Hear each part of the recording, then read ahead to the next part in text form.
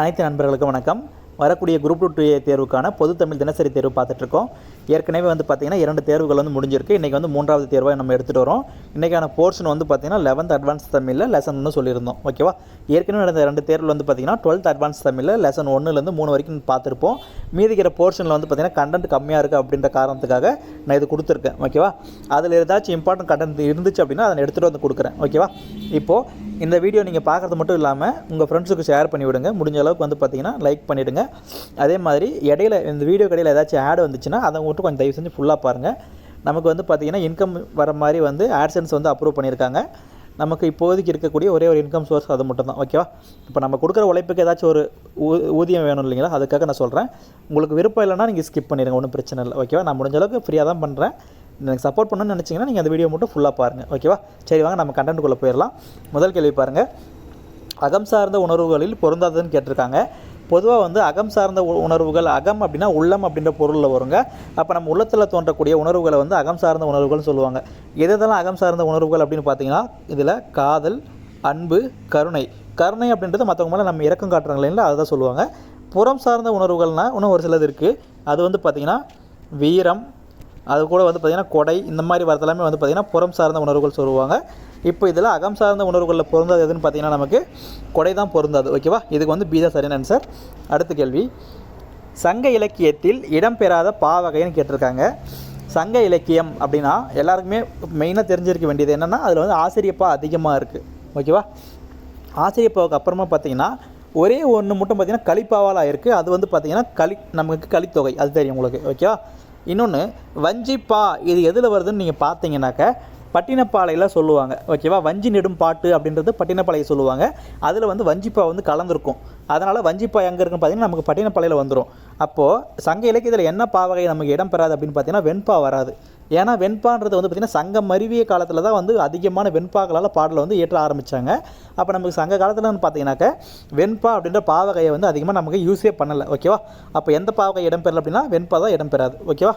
அடுத்த கேள்வி, எளிய மக்களின் வாழ்வியலை எடுத்து இயம்பும் சிற்றிலக்கிய வகைன்னு சொல்லியிருக்காங்க. சிற்றிலக்கியம் அப்படின்றது வந்து பார்த்திங்கன்னா மொத்தமாக 96 இருக்குன்னு படிச்சிருப்பீங்க. இது வந்து பார்த்திங்கன்னா சங்க காலத்திலேயே கூட இது இருந்திருக்கு. ஆனால் அதிகமாக வந்து யாருமே அவ்வளோவா எடுத்துகிட்டு வரல. இது வந்து பார்த்திங்கன்னா 12வது நூற்றாண்டுக்கு அப்புறமா தான் வந்து பார்த்திங்கன்னா சங்க இலக்கியங்கள் வந்து அதிகமாக தோன்றுது. ஓகேவா? இதோட உச்சக்கட்டம்னு பார்த்திங்கன்னா நாயக்கர் காலம் சொல்லுவாங்க. அதாவது சங்க இலக்கியம் வந்து ரொம்ப ஃபேமஸாக ஆனது வந்து பார்த்திங்கன்னா நமக்கு நாயக்கர் காலத்தில் தான் அதிகமாக ஃபேமஸ் ஆச்சு. ஓகேவா? இப்போது இதில் என்ன சொல்கிறாங்கனாக்கா எளிய மக்களோட வாழ்வியல் அப்படின்னு சொல்லியிருக்காங்க. பொதுவாக இப்போ கொடுத்துங்கிறதுல வந்து பார்த்திங்கன்னா கோவை அந்தாதி, இதில் வந்து பார்த்திங்கன்னா தூது விட்டுருங்க உலா, இதெல்லாம் வந்து பார்த்திங்கன்னா ஒரு இறைவனை பாடுவாங்க. இல்லைனா ஒரு அரசன், அதாவது அரசன் இறைவன் அந்த மாதிரி யாராச்சும் ஒருத்தர் வச்சு பாடுவாங்க. ஓகேவா? அதே மாதிரி பரணி இலக்கியமும் கலம்பக இலக்கியமும் அதே மாதிரி தான். இப்போ போரில் யாராச்சும் அதாவது போரில் வந்து 1000 யானையை கொண்டவங்களுக்கு பாடுறது பரணி, 18 உறுப்புகள் அமைய பாடப்படுவது கலம்பகம்னு சொல்லுவாங்க. இப்போது இங்கே கேட்டிருக்கிறது எளிய மக்களோட வாழ்வியல். இப்போ பள்ளி இலக்கியம் அப்படின்றது பார்த்திங்கன்னா நமக்கு உழவர்களோட வாழ்வியல், அப்போ மக்களோட வாழ்வியலை தான் பற்றி பேசுது. அதுவே வந்து குறவஞ்சி அப்படின்றது இந்த குறவன் குறத்தியை வச்சு பாடுவாங்க. ஓகேவா? அவங்க வந்து அந்த குறி சொல்கிறத வச்சு பாடுவாங்க. அதுவும் வந்து பார்த்திங்கன்னா நார்மலாக இப்போ தலைவன் வருவான், அவங்கள பார்த்து ஆப்போசிட்டில் இருக்கிற ஒரு பெண் வந்து காதல் கொள்வாங்க. இது வந்து பார்த்திங்கன்னா ஒரு எளிய மக்களோட வாழ்வியலை தான் பற்றி பேச வருது. அப்போது இதுக்கான ஆன்சர் வந்து பார்த்திங்கன்னா பல்லும் குறவஞ்சியும் தான். ஓகேவா? நமக்கு சீத சரியான ஆன்சர். அதாவது எளிய மக்களோட வாழ்வியலை பற்றி பேசக்கூடிய சிற்றிலக்கிய வகைன்னு கேட்டாங்கனாக்க பள்ளி இலக்கியமும் குறவஞ்சியும். ஓகேவா? அடுத்த கேள்வி, இது ரொம்ப முக்கியமானதுங்க. 4வது கேள்வி ரொம்ப முக்கியமான கேள்வி. ஓகேவா? உண்டி கொடுத்தோர் உயிர் கொடுத்தோரே எனும் புறப்பாடலை பாடியவர்னு கேட்டிருக்காங்க. இப்போ பார்த்தீங்கன்னா இந்த லைன் வந்து பார்த்திங்கன்னா 2 நூலில் இடம்பெறும். ஒன்று வந்து பார்த்திங்கன்னா புறநானூறு, இன்னொன்று வந்து பார்த்திங்கன்னா மணிமேகலை. இது 2த்துலேயுமே இடம்பெறும். ஓகேவா? இப்போ ஆப்ஷனில் பாருங்கள், நமக்கு சீத்தலை சாதனார் இருக்கார், மணிமேகலையை இயற்றினவர். ஓகேவா? ஆனால் இங்கே கேட்டிருக்கிறது புறப்பாடல்னு மென்ஷன் பண்ணியிருக்காங்க. அப்போ மென்ஷன் பண்ணியிருக்கிறதுனால ஒரே ஒரு ஆப்ஷன் யாருன்னா, இதுக்கான ஆப்ஷன் வந்து கரெக்டான ஆன்சர் யாருன்னா கொடப்புலவேனார். ஓகேவா? பாண்டியன் நெடுஞ்செழியன் இருப்பார் இல்லைங்களா, தலையாங்கானத்தை வென்ற பாண்டியன் நெடுஞ்செழியன் இருப்பார்.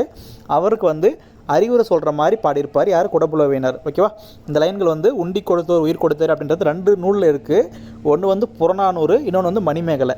ஆனால் இங்கே கேட்டிருக்கிறது வந்து புறப்பாடல்னு சொல்லியிருக்கிறதுனால இதுக்கான ஆன்சர் வந்து கொடப்புலவேனார். ஓகேவா? 2மே முக்கியம், கொஞ்சம் கரெக்டாக பார்த்துக்கோங்க. அடுத்த கேள்வி, வாழ்வியல் அறங்களை கற்பிக்கும் சங்கமறிவிய இலக்கியங்கள் பெரும்பாலும் டேஸ் பாவகையால் ஆனது. இப்போது நம்ம சங்க காலம் அப்படின்னு பார்த்தீங்கன்னா நமக்கு 3 பாவகை நம்ம பார்த்துருக்கோம். சங்கம் மருவிய காலத்தில் தான் வந்து வெண்பா அப்படின்றது ஒன்று ஃபேமஸ் ஆச்சு. வெண்பா எதுக்கு யூஸ் பண்ணுவாங்க அப்படின்னா மேக்ஸிமம் மற்றவங்களுக்கு அட்வைஸ் பண்ணுறதுக்கு, அதாவது அறக்கருத்துக்களை சொல்கிறதுக்காக தான் யூஸ் பண்ணுவாங்க. ஓகேவா? அப்போ திருக்குறள், நாலடியார், மூதுரை இதெல்லாம் பார்க்குறீங்க இல்லைங்களா, எல்லாமே வந்து பார்த்திங்கன்னா மற்றவங்களுக்கு அட்வைஸ் பண்ணுற மாதிரி தான் இருக்கும். அதாவது மற்றவங்களுக்கு கருத்து சொல்கிற மாதிரி இருக்கும். அப்படி வரதுக்கு அதிகமாக எந்த பாவகை யூஸ் பண்ணுவாங்கனாக்க வெண்பா தான் யூஸ் பண்ணுவாங்க. ஓகேவா? இப்போ இதுக்கான ஆன்சர் வந்து பார்த்திங்கன்னா ஆப்ஷன் சி தான் கரெக்ட். ஓகேவா? அடுத்த கேள்வி, விருந்து என்பதை புதுமை எனும் பொருளில் கூறியவர்னு கேட்டிருக்காங்க. இதுக்கான ஆன்சர் வந்து பார்த்திங்கன்னா தொல்காப்பியர். அதாவது விருந்தே புதுமை, அதாவது விருத்தே புதுமைன்ற மாதிரி சொல்லி வச்சுருப்பார். அந்த லைன் வந்து பார்த்திங்கன்னா நமக்கு புதுமையை பற்றி சொல்லியிருக்கோம். அதாவது பார்த்திங்கன்னா சிற்றிலக்கிய வகைகளில் வந்து புதுசாக தோன்றுது. அப்போது இன்னொன்று சொல்லியிருப்பாங்க, நம்ம 10வது தமிழ் புத்தகத்தில் படிச்சிருப்பீங்க, விருந்தே புதுமை. அதாவது வந்து பார்த்திங்கன்னா விருந்தோம்பல் அப்படின்னா என்னென்னா புதுசாக வந்தவங்களுக்கு தான் சாப்பாடு கொடுக்குறது தான் வந்து விருந்தோம்பல்னு சொல்லுவாங்க. நமக்கு தெரிஞ்சவங்களுக்கு சாப்பாடு கொடுக்குறது கிடையாது. அதுதான் வந்து அதாவது விருந்தோம்பலை வந்து புதுமைன்னு அந்த இடத்துல சொல்லுவாங்க. அப்போ என்னென்னா நமக்கு முன்னப்பின்னே தெரியாதவங்களுக்கு நம்ம சாப்பாடு கொடுக்குறது தான் விருந்தோம்பல்னு சொல்லியிருக்காங்க. அப்போது புதுசாக இருக்கிறது தான் வந்து விருந்து அப்படின்றது கணக்கு. ஓகேவா? இதுக்கான ஆன்சர் வந்து பார்த்திங்கன்னா தொல்காப்பியாக தான் கரெக்ட். கொஞ்சம் குழப்பற மாதிரி சொல்லிட்டேன்னா என்னவோ தெரியல, கொஞ்சம் கான்செப்ட் கொஞ்சம் அண்டர்ஸ்டாண்ட் பண்ணிக்கோங்க. ஓகேவா? அடுத்த கேள்வி பார்க்கலாம். யாப்பின் பிடியிலிருந்து விடுபட்ட கவிதை வடிவம்னு கேட்குறாங்க. பொதுவாக வந்து யாப்பு அப்படின்றது வந்து பார்த்திங்கன்னா அந்த செய்யுள் ஏற்றுறதுக்கான ஒரு ப்ரொசீஜர்னு சொல்லலாம். ஓகேவா? இப்போ அதை ஃபாலோ பண்ணி எழுதுனாங்க அப்படின்னா அது வந்து மரபு கவிதையில் வரும். அதுலேருந்து கொஞ்சம் விடுபட்டு எழுதுறது வந்து எல்லாமே வந்து பார்த்திங்கன்னா நமக்கு புது கவிதை வடிவம். இதுக்கான ஆன்சர் வந்து பார்த்திங்கன்னா ஆப்ஷன் டி தான் கரெக்ட். அதாவது யாப்பின் பிடியிலிருந்து விடுபட்ட கவிதை வடிவம் அப்படின்னு கேட்டாங்கனாக்க புது கவிதை. அதுவே யாப்பை வந்து ஃபாலோ பண்ணி எழுதுனாங்க அப்படின்னா அது வந்து மரபு கவிதை. ரெண்டுமே ஞாபகம் வச்சுக்கோங்க. அடுத்த கேள்வி, தமிழின் புதுமையான வடிவத்தில் அமைந்த முதல் வசன கவிதை காட்சி எனும் தலைப்பில் வெளியானது. இது யாருடைய படைப்புன்னு கேட்டிருக்காங்க. அதாவது காட்சி அப்படின்றது வந்து பார்த்திங்கன்னா தமிழில் அமைந்த முதல் வசன கவிதை. இதை யார் எழுதுனதுன்னு பார்த்தீங்கன்னா நமக்கு பாரதியார் தான் எழுதியிருக்கார். ஓகேவா? இதுக்கான ஆன்சர் வந்து சி தான் கரெக்டு. அடுத்த கேள்வி, கூற்றுக்கு உரியவரை காண்கன்னு கேட்டிருக்காங்க. என்னென்ன கூற்றுக்குன்னு பாருங்கள். தம் கவிதையில் தேச விடுதலை, பெண் விடுதலை, சமுதாய விடுதலை ஆகிய 3ஐயும் பாடியவர்னு கொடுத்துருக்காங்க. அடுத்ததாக சிந்துக்கு தந்தை, இந்த ஒரு கூற்று போதும் உங்களுக்கு கண்டுபிடிக்கிறதுக்கு. அடுத்ததாக செல்லிதாசன் என தன்னை அழைத்து கொண்டவர். இதுக்கான ஆன்சர் யாருன்னு பார்த்தீங்கன்னா நமக்கு பாரதியார் தான் கரெக்ட். ஓகேவா? பாரதியாரோட பாடல்களில் தேச விடுதலை, பெண் விடுதலை, சமுதாய விடுதலை இதை 3மே வந்து பாடியிருக்காரு. ஃபஸ்ட் பாயிண்ட் முக்கியமாக ஞாபகம் வச்சுக்கோங்க. இதை கூட கொடுத்து நமக்கு பொருந்தாதது எதுன்னு கேட்பாங்க. ஓகேவா? கொஞ்சம் தெளிவாக பார்த்துக்கோங்க. மற்ற ரெண்டுமே உங்களுக்கு தெரிஞ்சது தான். ஓகேவா? அடுத்த கேள்வி, தமிழ்நாட்டு ரசூல் கம்சதேவ் என போற்றப்பட்டவன் கேட்டிருக்காங்க. இதுக்கான ஆன்சர் வந்து பார்த்திங்கன்னா பாரதிதாசன். அதாவது தன் இனத்தையும் தன் மொழியையும் பாடாத கவிஞன் அப்படின்னு சொல்லிட்டு ஒரு லைன் வரும். அது கொஞ்சம் சரியாக இப்போ கரண்ட்டில் ஞாபகம் வரல, அதனால் சொல்ல முடியல. ஓகேவா? உங்களுக்கு அந்த லைன் தெரியும்னு நினைக்கிறேன். அது வந்து ரசூல் கம்சதேவ் சொல்லியிருப்பார். அதே மாதிரி தம் இனத்தையும் மொழியும் வச்சு அதிகமாக பாடல் யார் பாடியிருப்பார்னா பாரதிதாசன் பாடியிருப்பார். அதனால தான் வந்து பார்த்திங்கன்னா தமிழ்நாட்டு ரசூல் கம்சதேவன் அவரை சொல்லுவோம். ஓகேவா? இதுக்கான ஆன்சர் வந்து சி தான் கரெக்ட். அடுத்த கேள்வி, உவமை உருவகம் என்பன மென்மேலும் இறுகிய நிலையில் தோன்றுவது.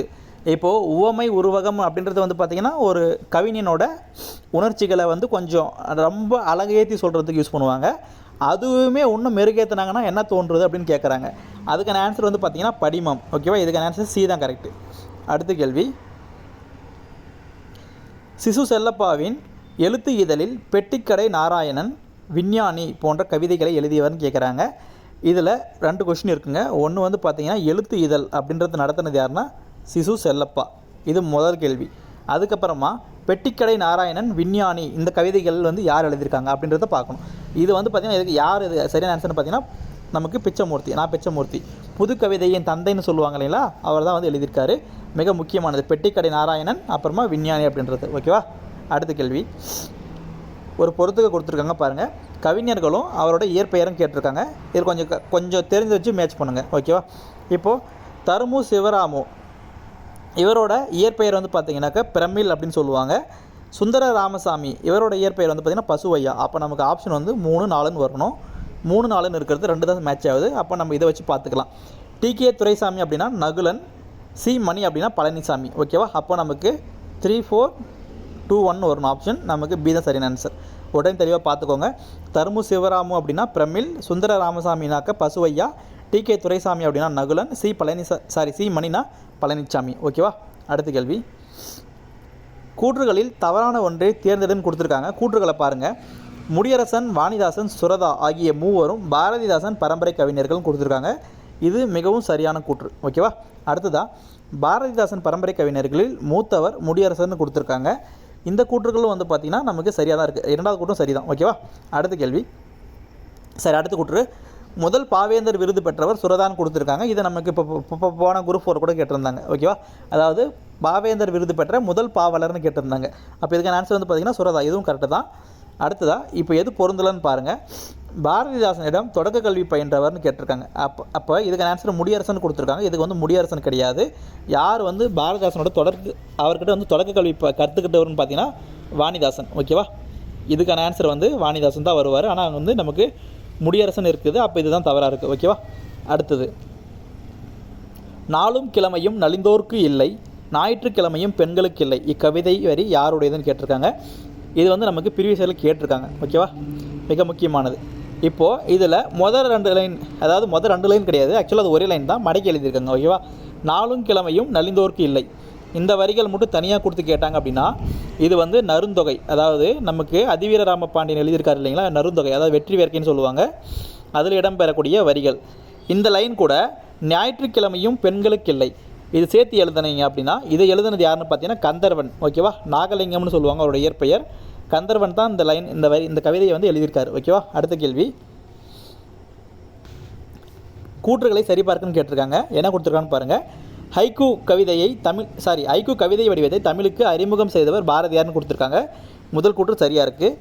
அடுத்ததாக தமிழில் முதலில் லிமெரைக்கூ கவிதை எழுதியவர் வந்து பார்த்திங்கன்னா ஈரோடு தமிழன்பன் கொடுத்துருக்காங்க. அதாவது பார்த்திங்கன்னா இதில் வந்து பார்த்திங்கன்னா 2 கூற்றுமே சரி. ஓகேவா. நமக்கு கூற்று 2ம் சரி அப்படின்னு தான் சரியான ஆன்சர். சி தான் கரெக்டு. அதாவது நமக்கு ஐக்கூ அப்படின்ற கவிதை வடிவத்தை வந்து இன்ட்ரடியூஸ் பண்ணது யாருன்னா பாரதியார். லிமெரைக்கூ அப்படின்ற கவிதை இன்ட்ரடியூஸ் பண்ணது யாருன்னா ஈரோடு தமிழன்பன். ஈரோடு தமிழன்பனோட இயற்பெயர் என்னன்னு தெரிஞ்சால் கமெண்ட் பண்ணுங்கள். ஓகேவா. இதை நமக்கு ப்ரீவியஸில் கேட்டிருக்காங்க. இல்லைன்னா நானே சொல்கிறதுனா கூட சொல்லிடுறேன். அடுத்த வீடியோவில் தான் சொல்லுவேன். ஆனால் இப்போ சொல்ல மாட்டேன். உங்களுக்கு தெரிஞ்சால் நீங்கள் கமெண்ட் பண்ணுங்கள். அப்படி இல்லைன்னா நான் அடுத்த வீடியோவில் சொல்கிறேன். சொல்லணும் அப்படின்னா நீங்கள் கமெண்ட் பண்ணுங்கள். அடுத்த வீடியோவில் நான் சொல்கிறேன். ஓகேவா. அடுத்தது ஏட்டில் எழுதா கவிதை. அதாவது ஏட்டில் எழுதா கவிதை அப்படின்னா நமக்கு பொதுவாக எதை சொல்லுவாங்கனாக்கா நாட்டுப்புற கவிதையை தான் சொல்லுவாங்க. இப்போ ஆப்ஷனில் பாருங்கள். சங்கப்பாட்டு, பக்தி பாட்டு, தாலாட்டு, குறத்திப்பாட்டுன்னு கொடுத்துருக்காங்க. இதில் தாலாட்டு அப்படின்றது வந்து பார்த்திங்கன்னா நாட்டுப்புற இலக்கிய வகையை சார்ந்தது. அப்போது இதுக்கான ஆன்சர் வந்து பார்த்திங்கன்னா சி தான் கரெக்ட். ஓகேவா. அடுத்த கேள்வி. பொருந்தாத இணையை காண்கன்னு கேட்டிருக்காங்க.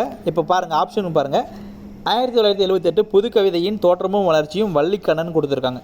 இது வந்து பார்த்திங்கன்னா கரெக்டாக இருக்குது. ஓகேவா. இயரும் கரெக்டாக இருக்குது, நூலும் கரெக்டாக இருக்குது, அது எழுதினவரும் கரெக்டாக இருக்காங்க. ஓகேவா. அடுத்ததாக 2017 காந்தல் நாட்கள் இன்குலாப்னு கொடுத்துருக்காங்க. இதுவும் வந்து மிகவும் சரியாக இருக்குது. ஓகேவா. நமக்கு மேக்ஸிமம் அந்த இயர்லாம் வச்சு அவ்வளோ பெருசாலாம் கேட்க மாட்டாங்க. நம்ம வந்து பார்த்திங்கன்னா இந்த மாதிரி கொஷின் வந்து பார்க்கும்போது அடிக்கடி அந்த இயரை 1-2 பார்த்தாங்கனாக்கா நமக்கு ஆப்ஷன் ஸ்கிப் பண்ணுறதுக்கு யூஸ் ஆகுமே அப்படின்ற ஒரு காரணத்துக்காக மட்டும்தான் நான் அந்த மாதிரிலாம் கொஷின் மேக் பண்ணுறேன். உங்களுக்கு இதெல்லாம் தேவையில்லை, மீடியமாக இருந்தால் கூட போதும் அப்படின்னா அதை கமெண்ட்டில் தெரிவிங்க. நான் அடுத்த வீடியோவில் வந்து இன்னும் ஷார்ட்டாகவே கொடுக்குறேன். ஓகேவா. இப்போ எதுக்காக அந்த மாதிரி பண்ணுறதுனா ஒரே ரீசன் தான். இப்போ நம்ம ஒரு சிலதெல்லாம் இயரே பார்த்துருக்க மாட்டோம், புதுசாக இருக்கும் அது நமக்கு. இந்த மாதிரி பார்த்தாங்கன்னா 1-2 ஞாபகம் வரும், அதுக்காக மட்டும்தான். ஓகேவா. சரி, ஓகே, பார்க்கலாமா. அடுத்தது ஒரு கிராமத்து நதி 2002 சிற்பி பாலசுப்ரமணியம்னு கொடுத்துருக்காங்க. இதுவும் வந்து பார்த்திங்கன்னா கரெக்டாக இருக்குது. ஓகேவா. அடுத்ததாக 2004 ஆகாயத்துக்கு அடுத்த வீடு மு மேத்தான்னு கொடுத்துருக்காங்க. இதில் வந்து பார்த்திங்கன்னா மு மேத்தா ஆகாயத்துக்கு அடுத்த வீடு எல்லாமே கரெக்டாக. இயர் தப்பாக இருக்குது. இயர் வந்து பார்த்திங்கன்னா 2006 வந்திருக்கணும். கரெக்டாக. அப்போது 2004 என்னென்னா வணக்கம் வள்ளுவ அப்படின்ற நூலுக்கு நமக்கு சாகித்ய அகாதமி கொடுத்துருப்பாங்க. ஈரோடு தமிழன்பன் எழுதியிருப்பார். ஓகேவா. அடுத்த கேள்வி. அழகிய சொக்கநாதர் குறித்த கூற்றுகளில் தவறானதை தேர்ந்ததுன்னு கொடுத்துருக்காங்க. கூற்றை பாருங்கள். கிபி 18ஆம் நூற்றாண்டில் மதுரையில் வாழ்ந்தார் அப்படின்னு சொல்லி கொடுத்துருக்காங்க. மதுரையில் வாழ்ந்தவர்னு கொடுத்துருக்காங்க. இதில் வந்து பார்த்திங்கன்னா கூற்று நமக்கு அந்த கிபி 18ஆம் நூற்றாண்டு கரெக்டு. ஆனால் வந்து அவர் வந்து மதுரையில் வாழ கிடையாது. அவர் வந்து பார்த்திங்கன்னா திருநெல்வேலி மாவட்டத்தை சார்ந்தவர், தச்சநல்லூரில் பிறந்தவர். இதேவே நமக்கு தனி கொஸ்டினை கேட்டிருக்காங்க. எப்படி கேட்டிருக்காங்கன்னா அழகிய சொக்கநாதரோட பிறந்த ஊர் எதுன்னு கேட்டிருக்காங்க. குரூப் 2 எக்ஸாம் 2022 கேட்டிருந்தாங்க. அதுக்கான ஆன்சர் வந்து தச்சநல்லூர். ஓகேவா. அப்போ நமக்கு இது கூற்று 1 தான் தவறாக இருக்குது, மற்ற எல்லாமே சரியாக இருக்குது. என்ன இருக்குன்னு பார்த்துருங்க. ஸ்லேடை பாடுவதில் வல்லவர். ஸ்லேடை அப்படின்னா இரு பொருள் போடும்படி பாடுறது தான் வந்து ஸ்லேடைன்னு சொல்லுவாங்க. இதுக்கு இன்னொரு பேர் வந்து இரட்டோரம் மொழிதல் அணின்னு சொல்லுவாங்க. ஓகேவா. இது ஞாபகம் வச்சுக்கோங்க. இவரை ஆதரித்தவர் முத்துசாமின்னு கொடுத்துருக்காங்க. இதுவும் கரெக்டாக இருக்குது. ஓகேவா. அதாவது அழகிய சொக்கநாதரை ஆதரித்தவர் யாருன்னா முத்துசாமி. ஒன்றுமே நமக்கு தனித்தனி கொஷின் தான். கொஞ்சம் ஸ்டேட்மெண்ட்டாக இருந்துச்சுன்னா கொஞ்சம் கமெண்டாக இருக்கும் அப்படின்றதுக்காக எடுத்துகிட்டு வந்திருக்கேன். ஓகேவா. சரி, பாருங்கள். அடுத்ததாக காந்தி அம்மையின் மீது பிள்ளைத்தமிழ் மாலை, அந்தாதி ஆகிய இலக்கியங்களை படைத்துள்ளார் சொல்லியிருக்காங்க. அப்போ நமக்கு மற்ற 3 கூற்றுமே சரி. கூற்று 1 மட்டும் தான் தவறு. என்ன காரணம்னா கிபி 18ஆம் நூற்றாண்டு, இதுக்கு மைண்டில் வைங்க. நமக்கு இந்த நூற்றாண்டுமே கேட்பாங்க. அழகிய சொக்கநாதர் அப்படின்னா கிபி 18ஆம் நூற்றாண்டோட பிற்பகுதின்னு கொடுத்துருக்காங்க. அப்புறம் வந்து பார்த்திங்கன்னா இவர் வந்து திருநெல்வேலி மாவட்டத்தில் தச்சநல்லூரில் பிறந்தவர், அதையும் ஞாபகம் வச்சுக்கோங்க. ஓகேவா, மதுரை கிடையாது. அடுத்த கேள்வி பார்க்கலாம். சித்தர் பாடலின் முதன்மை பாடுபொருள்னு கேட்டிருக்காங்க. சித்தர் அப்படின்னாலே நமக்கு டக்குன்னு ஞாபகம் வர்றது வந்து பார்த்திங்கன்னா அவர்களோட சமுதாய உணர்வு தான் சொல்லுவாங்க. அதுக்கப்புறமா பார்த்திங்கன்னா உருவ வழிபாடு எதிர்ப்பு இதெல்லாமே வரும். ஓகேவா, ஆனால் இங்கே நமக்கு ஆப்ஷன் பாருங்கள், மக்களுக்கு அறிவை புகட்டுவது, அறியாமையை நீக்குவது, இதெல்லாம் இருந்தால் கூட அவரோட முதன்மை பாடுபொருள்னு வந்து பார்த்திங்கன்னா சமூக முன்னேற்றம், அதான் மெயினாக வரணும். அப்போ வந்து பார்த்திங்கன்னா சமுதாயத்தில் ஏற்றத்தாழ்வை நீக்குவது, இது கரெக்டாக இருக்குது. இதுதான் சரியான ஆன்சரும் கூட. நமக்கு டி பார்த்திங்கன்னா உருவ வழிபாட்டை ஆதரிப்பதுன்னு கொடுத்துருக்காங்க. ஆக்சுவலாக ஆதரிப்பது கிடையாது, உருவ வழிபாட்டை எதிர்ப்பது தான் அவங்களோட நோக்கமும் கூட. ஓகேவா, அது ரெண்டுத்தில் எதுக்கு கொடுத்தாலும் நீங்கள் போட்டுக்கலாம். மற்ற ரெண்டுமே வந்து பார்த்திங்கன்னா காமனாக இருக்கக்கூடியது தான். அதில் முதன்மையாக வந்து பார்த்திங்கன்னா சமுதாய நோக்கம் தான். ஓகேவா, அடுத்த கேள்வி. கூற்றுகளை ஆராய்கன்னு கொடுத்துருக்காங்க. மாயூரம் வேதநாயகம் அவரை சார்ந்த கூற்றுகள் கொடுத்துருக்காங்க. பாருங்கள், சர்வ சமய சமரச கீர்த்தனைகள் எனும் இசைப்பாடலை பாடியவர்னு சொல்லியிருக்காங்க. கூற்று 1 கரெக்டாக இருக்குது. அடுத்ததாக இது 192 பாடல்களை கொண்டதுன்னு கொடுத்துருக்காங்க. இதுவும் கரெக்டாக இருக்குது. ஆக்சுவலாக வந்து இது வந்து ரொம்ப டெப்த்தான கேள்வி, நமக்கு இந்த அளவுக்கு சொல்ல முடியாது. பட் ஆனால் இந்த நூல் பார்த்துக்கோங்க, சர்வ சமய சமரச கீர்த்தனை. ஏன்னா நமக்கு மாயூரம் வேதநாயகம் பற்றி ஒரு சில கொஷின் வருது. ஏன்னா தமிழோட முதல் புதினமே இவர் தான் எழுதியிருக்காரு. அடுத்த ஸ்டேட்மெண்ட்டு அது இருக்குது பாருங்கள். 1976 வெளிவந்து தமிழின் முதல் புதினம் இவருடைய இதுன்னு கொடுத்துருக்காங்க. ஏற்கனவே நம்ம பார்த்துருப்போம், பிரதாப முதலியார் சரித்திரம். அந்த நூல் வந்து அதாவது அந்த நாவல் வந்து தமிழின் முதல் நாவலாக கருதப்படுது. அது வந்து 1876 வெளிவந்திருக்கு. அதை எழுதுனது யாருன்னா நமக்கு மாயூரம் வேதநாயகம் அவங்க எழுதியிருக்காங்க. இதில் வந்து பார்த்திங்கன்னா நமக்கு 3 கூற்றுமே சரியாக இருக்குது. கூற்று அனைத்துமே சரி அப்படின்றது சரியான ஆன்சர். ஓகேவா, இது வந்து ரொம்ப டெப்த்தான கேள்வி தான். பட் ஆனால் தெரிஞ்சுக்கோங்க. ஓகேவா, ஒரு சில டேட்டா வந்து தெரிஞ்சுக்கிறது ரொம்ப நல்லது. ஏன்னா நமக்கு ரொம்ப டஃப்பாக இருக்கிற டைமில் கூட ஒரு சிலதை வந்து நம்ம ஆப்ஷனை ஸ்கிப் பண்ணுறது கொஞ்சம் யூஸ்ஃபுல்லாக இருக்கும், அதுக்காக. ஓகேவா, அடுத்த கேள்வி. பாரதியின் கவிதா மண்டலத்தை சேர்ந்தவர் என பாரதியாரால் முன்மொழியப்பட்டவர் அப்படின்னு கேட்டிருக்காங்க. இது ரொம்ப முக்கியமான கேள்வி. பாரதியை தான் சொல்லியிருக்காரு, யாரை சொல்லியிருக்காரு அப்படின்னு கேட்குறாங்க. பாரதி என்ன சொல்லியிருக்காருன்னு பாருங்கள், பாரதியின் கவிதா மண்டலத்தை சேர்ந்தவர் அப்படின்ற ஒரு கூற்று சொல்லியிருக்காரு. அதை யாரை பற்றி சொல்லியிருக்காரு அப்படின்னா பாரதிதாசனை பற்றி சொல்லியிருக்காரு. ஓகேவா, இதுக்கான ஆன்சர் வந்து சி தான் கரெக்டு, பாரதிதாசன் தான் கரெக்டு. ஓகேவா, அடுத்த கேள்வி. இரவு என்பதை குறிக்கும் இரு சொற்கள்னு கேட்டிருக்காங்க. கொடுத்துருக்கிற சொற்களை பாருங்கள், கங்குல் பகல்னு கொடுத்துருக்காங்க, கங்குல் அல்னு கொடுத்துருக்காங்க, நிசி பகல்னு இருக்குது, அல் பகல்னு இருக்குது. இப்போ கொடுத்துருக்கிறது எல்லாமே இரவு அப்படின்றத குறிக்கணும்னு சொல்லியிருக்காங்க. இப்போ பாருங்கள், இதில் பகல் அப்படின்னு இருக்குது, இதுலேயும் பகல் அப்படின்னு இருக்குது, இதுலேயும் பகல் அப்படின்னு இருக்குது. அப்போ கண்டிப்பாக அது 3மே வராது. அப்போ எது ஒன்றே ஒன்று பாசிபிள் இருக்குது அப்படின்னா நமக்கு பி தான் பாசிபிள். அப்போ என்ன, நமக்கு இரவு அப்படின்னா அல்ன்றது நீங்கள் இப்போ ஏற்கனவே பார்த்துருப்பீங்க. இந்த கங்குல் அப்படின்றது கொஞ்சம் புதுசாக இருக்குது, அதை மட்டும் கொஞ்சம் தெளிவாக பார்த்துக்கோங்க. ஓகேவா, நமக்கு ரேராக பேசி இந்த மாதிரி ஒரு சில கொஷின் மாட்டோம், அதுக்காக நம்ம எடுத்துகிட்டு வந்திருக்கோம். ஓகேவா, சரி, இன்னொரு டைம் பார்க்கலாம். இரவு அப்படின்னா கங்குல் அப்படின்றதும் அல் அப்படின்ற 2 பொருட்கள் இருக்குது, ரெண்டுமே முக்கியம். அதாவது அல்லில் ஆயினும் அப்படின்ற ஒரு லைன் நீங்கள் பார்த்துருப்பீங்க. ஓகேவா, எதுனா நற்றிணை வரும்னு நினைக்கிறேன், நற்றிணை தான் வரும்னு நினைக்கிறேன். அது வந்து நமக்கு விருந்தாம்பல் அப்படின்ற லெசனில் வரும். ஓகேவா, அல்லில் ஆயினும் விருந்து உவக்கும் அப்படின்ற ஒரு லைன் வரும். ஓகேவா, நமக்கு 10th புக்கில் வந்திருக்கும் அது. ஓகேவா, அடுத்த கேள்வி. அமர் சோனார் பங்களா எனும் நமது அண்டை நாடான வங்காளத்தின் நாட்டுப்பண்ணை இயற்றிய கவிஞர். இதுக்கான ஆன்சர் வந்து பார்த்திங்கன்னா நமக்கு ரவீந்திரநாத் தாகூர். ஓகேவா, இன்னொரு முக்கியமானது, இவரை தான் வந்து பார்த்திங்கன்னா குருதேவ் அப்படின்னு சொல்கிறாங்க. ஓகேவா, இவரோட வேறு பேர் வந்து பார்த்திங்கன்னா குருதேவ் அப்படின்னு சொல்லிட்டு சிறப்பிக்கப்படுறார். ஓகேவா, இது ரொம்ப முக்கியமானது, பார்த்துக்கோங்க. இவர் தான் வந்து நம்ம இந்தியாவோட தேசிய கீதத்தை வந்து எழுதியிருக்காரு. அதே மாதிரி வந்தே மாதரம் அப்படின்ற பாடல் எழுதுனது வந்து பார்த்திங்கன்னா பக்கிம் சந்திர சட்டர்ஜி. ஓகேவா, எல்லாமே தெரிஞ்சுக்கோங்க. அடுத்த கேள்வி. ப்ராஸ் போயட்ரி என்பதன் தமிழாக்கம்னு கேட்டிருக்காங்க. இதுக்கான ஆன்சர் வந்து பார்த்தீங்கன்னாக்க வசன கவிதை. ஓகேவா, சி தான் கரெக்டான ஆன்சர். அடுத்ததாக ஓவியப்பா என அழைக்கப்படுவதுன்னு கேட்டிருக்காங்க. நமக்கு இந்த 4 கவிகளும் நீங்கள் பார்த்துருப்பீங்க. ஓகேவா, எல்லாம் முக்கியமானது. அதாவது ஆசுக்கவி அப்படின்னா உடனே பாட சொன்ன உடனே பாடுறவர் ஆசுக்கவி. மதுர கவி அப்படின்னா இனிமையான பாடல்களை பாடுறவர் மதுர கவி. வித்தார கவினா கொஞ்சம் விரிவாக பாடுறவங்கள வித்தார கவின்னு சொல்லுவாங்க. சித்திர கவி அப்படின்னா ஓவியப்பாங்களாக இருக்கும் அந்த அது வந்து பார்த்திங்கன்னா. ஓகேவா, அப்போது ஓவியப்பா அப்படின்றது வந்து பார்த்திங்கன்னா சித்திரப்பாவை தான் சொல்கிறாங்க, சித்திர கவியை தான் சொல்கிறாங்க. ஓகேவா, நமக்கு திருவிழக்கூற்று இருக்கை அப்படின்னு ஒரு நூல் இருக்குது, இவர் திருமங்கை ஆழ்வார் எழுதியிருப்பார். அதில் வந்து பார்த்திங்கன்னா அதுவும் வந்து சித்திரப்பா வடிவில் தான் எழுதியிருக்காங்க அப்படின்னு வந்திருக்கும். நமக்கு சித்திரக்கவி அப்படின்னா ஏற்கனவே நம்ம பரிதிமார் கலைஞரை பார்த்துருப்போம். ஏன்னா சித்திரக்கவி அப்படின்ற ஒரு நூல் எழுதியிருப்பார்னு பார்த்துருப்போம். இப்போ வந்து பார்த்திங்கன்னா அடிஷ்னலாக வந்து பார்த்திங்கன்னா 3 டேட்டா இருக்குது புத்தகத்தில், கொஞ்சம் தெளிவாக பாருங்கள். ஓகேவா? அதில் நமக்கு அருணகிரிநாதரோட பாடல்லையும் வந்து பார்த்திங்கன்னா சித்திரக்கவி சாயல் இருக்குது நூல் அப்படின்னு சொல்லியிருப்பாங்க. அதே மாதிரி இவரோட பாடலையும் சொல்லியிருப்பாங்க, இன்னொருத்தர் பேரும் சொல்லியிருப்பாங்க. கொஞ்சம் தெளிவாக பார்த்துக்கோங்க. ஓகேவா? இப்போ நமக்கு இதுக்கான ஆன்சர் வந்து பார்த்திங்கன்னா ஓவியப்பா அப்படின்னா சித்திரக்கவி தான். ஓகேவா? அடுத்த கேள்வி, யாருடைய ஆட்சி காலத்தில் சிற்றிலக்கியங்கள் நன்கு வளர்ச்சி பெற்றது? ஏற்கனவே நம்ம சொல்லியிருக்கோம், ஃபஸ்ட்லேயே சொல்லியிருக்கோம். சிற்றிலக்கியங்கள் அப்படின்றது வந்து பார்த்திங்கன்னா நமக்கு சங்க காலத்துலேருந்தே இருக்குது. ஆனால் கிபி 12ஆம் நூற்றாண்டுக்கு அப்புறமா தான் வந்து பார்த்திங்கன்னா அது ரொம்ப ஃபேமஸ் ஆகுது. அதோட உச்சகட்டம் அப்படின்னு பார்த்திங்கன்னா நாயக்கர் காலம். ஓகேவா? இதுக்கான ஆன்சர் வந்து சி தான் கரெக்டு. அடுத்த கேள்வி, 1971ஆம் ஆண்டு வானம்பாடி எனும் இதழ் எங்கிருந்து வெளியானது அப்படின்னு கேட்டிருக்காங்க. இது வந்து பார்த்திங்கன்னா நமக்கு ப்ரீவியஸில் ஒரு டைம் கேட்டிருக்காங்க. ஓகேவா? வானம்பாடி அந்த கசடதபர இது ரெண்டுமே ரொம்ப முக்கியமானது. கசடதபர அப்படின்றது வந்து பார்த்திங்கன்னா 1970 வெளியாகிருக்கும். 1971 வந்து பார்த்திங்கன்னா வானம்பாடி அப்படின்ற ஒரு இதழ் வந்து வெளியாகுது. இதில் இன்னொரு விஷயம் நான் சொல்கிறேன், அதை கொஞ்சம் தெளிவாக புக்கில் ஒரு டைம் போய் பாருங்கள். நிறைய பேர் இருப்பாங்க அதில். வானம்பாடி இயக்க கவிஞர்கள் அப்படின்னு சொல்லுவாங்க. அதாவது வானம்பாடி இயக்க கவிஞர்கள் அப்படின்னு ஒரு லிஸ்ட்டு ஒன்று இருக்கும். ஓகேவா? அதில் இருக்கிற எல்லார் பேரையும் ஒரு டைம் பார்த்து வச்சுக்கோங்க. ஏன்னா நமக்கு அப்படியே ஒரு டைம் கேட்டிருக்காங்க, வானம்பாடி இயக்க கவிஞர்களில் பொருந்தாதவர்னு கேட்டிருக்காங்க. ஓகேவா? அப்போ பார்க்கும்போது நமக்கு அது தெரிஞ்சிருக்கணும், லிஸ்ட்டு தெரிஞ்சிருக்கணும். கொஞ்சம் பெரிய லிஸ்ட்டு தான். ஓகேவா? இப்போ நமக்கு எக்ஸாம்பிளுக்கு பார்த்தீங்கன்னாக்கா இவர் மேத்தாலாம் இருப்பார் அதில். ஓகேவா? ஒரு சில பேர்லாம் கொடுத்துருப்போம், கொஞ்சம் தெளிவாக பார்த்துக்கோங்க. இது வந்து இதுக்கான ஆன்சர் வந்து பார்த்திங்கன்னா நமக்கு 1971 வானம்பாடி எங்கேருந்து வெளியாச்சு அப்படின்னாக்கா கோவையிலேருந்து வெளியாச்சு. ஓகேவா? இதுக்கான ஆன்சர் வந்து கோயம்புத்தூர், கோவை. ஓகேவா? அடுத்த கேள்வி, தமிழரின் உயர்ந்த நாகரிக செழுமைக்கு காரணமாக அமைந்த இலக்கியம்னு கேட்டிருக்காங்க. இது ரொம்ப முக்கியமான கேள்வி, கொஞ்சம் டிஃப்ரெண்ட்டாக இருக்கும். ஆனால் கேட்குறதுக்கு ஒரு வாய்ப்பு இருக்குது. நமக்கு இப்போ வர எங்கேருந்து எடுக்கிறாங்கன்னு தெரிய மாட்டேருக்கு. அதனால் வந்து ஒரு சிலதெல்லாம் இந்த மாதிரி ரேராக இருக்கிறத எடுத்துகிட்டு வரேன். முடிஞ்ச அளவுக்கு நம்ம இங்கேயே பார்த்துக்கலாம். ஓகேவா? ஒரு சிலது நம்ம ஆப்ஷன் ஸ்கிப் பண்ணுறதுக்காக மட்டும்தான். சரி, ஓகே, பார்த்துருங்க. இதுக்கான ஆன்சர் வந்து பார்த்திங்கன்னா சங்க இலக்கியம். அதாவது தமிழரோட உயர்ந்த நாகரிக செழுமைக்கு காரணமாக அமைந்த இலக்கியம்னு பார்த்திங்கன்னா நமக்கு சங்க இலக்கியம் தான். ஓகேவா? அடுத்த கேள்வி, யாப்பின் வகைகளில் பொருந்தாத ஒன்று. யாப்பு அப்படின்னா நமக்கு மொத்தமாக எத்தனை பார்த்துருப்பீங்கனாக்கா 7 பார்த்துருப்பீங்களா? எழுத்து, அசை, சீரு, தலை, அடி, தொடை, அவ்வளோதானே?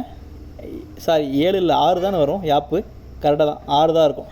அந்த 6ல் வந்து பார்த்திங்கனாக்கா நமக்கு இதில் கன்னி அப்படின்றது பொருந்தாது. ஓகேவா? மற்ற எல்லாமே ஓகே தான். அதாவது யாப்பு அப்படின்னா எழுத்து சேர்ந்துச்சுன்னா நமக்கு அசைன்னு வரும். அசை சேர்ந்துச்சு அப்படின்னா சீர்னு வரும். சீர் சேர்ந்துச்சு அப்படின்னா தலை, அதாவது சீர் ஒன்றோட ஒன்று சேர்றதுக்கு பேர் வந்து தலைன்னு சொல்லுவாங்க. தலைகள் இணைந்துச்சு அப்படின்னா அடின்னு வரும். பல அடிகள் சேர்ந்துச்சு அப்படின்னா அந்த அடிகளில் வரக்கூடிய அந்த மற்ற இதெல்லாமே வந்து பார்த்திங்கன்னா அந்த எதுகை மோனைலாம் சொல்கிறது எல்லாமே தொடைன்னு சொல்லுவாங்க.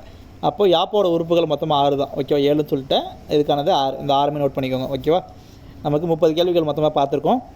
ஓரளவுக்கு சொல்லியிருக்கிறேன். ஒரு சில இடத்துல குழப்பியிருந்தால் கூட அது கொஞ்சம் புத்தகத்தில் கொஞ்சம் தெளிவாக பாருங்கள். எனக்கு தெரிஞ்ச வரைக்கும் நான் கொஞ்சம் தெளிவாக தான் சொல்லியிருப்பேன்னு நினைக்கிறேன்.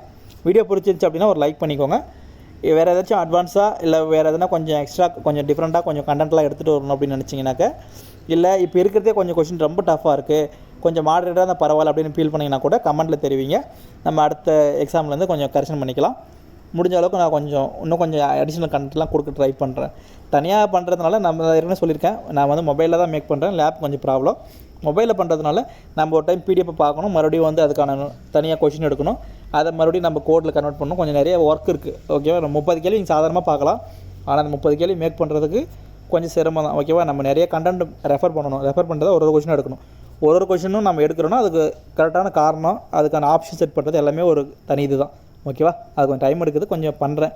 முடிஞ்ச அளவுக்கு நமக்கு வீடியோவுக்கு இடையில ஏதாச்சும் ஆட் வந்துச்சுன்னா மறக்காமல் அதை மட்டும் கொஞ்சம் ஸ்கிப் பண்ணாமல் பாருங்கள். ஓகேவா? நம்ம முடிஞ்ச அளவுக்கு ஏதாச்சும் ஒரு எஃபர்ட் போடுறோம் அப்படின்னா அதுக்கு ஏதாச்சும் ஒரு இன்கம் வேணும் இல்லைங்களா? அதுக்காக கிடையாது, எனக்கு ஒரு சப்போர்ட் பண்ணுறதுக்காக கொஞ்சம் பாருங்கள். ஓகேவா? மற்றபட்டுக்கு ஒன்றும் இல்லை. நம்ம கொஞ்சம் கஷ்டப்பட்டு பண்ணுறோம் ஒரு வீடியோவும், அதுக்கான பலன் ஏதாச்சும் வேணும் இல்லைங்களா? அதுக்காக மட்டும்தான். ஓகேவா? உங்களுக்கு இன்ட்ரெஸ்ட் இல்லை அப்படின்னா நீங்கள் தாராளமாக ஸ்கிப் பண்ணிட்டு போயிடலாம். ஓகேவா? வீடியோ முடிச்சுக்கிறேன். தேங்க்யூ.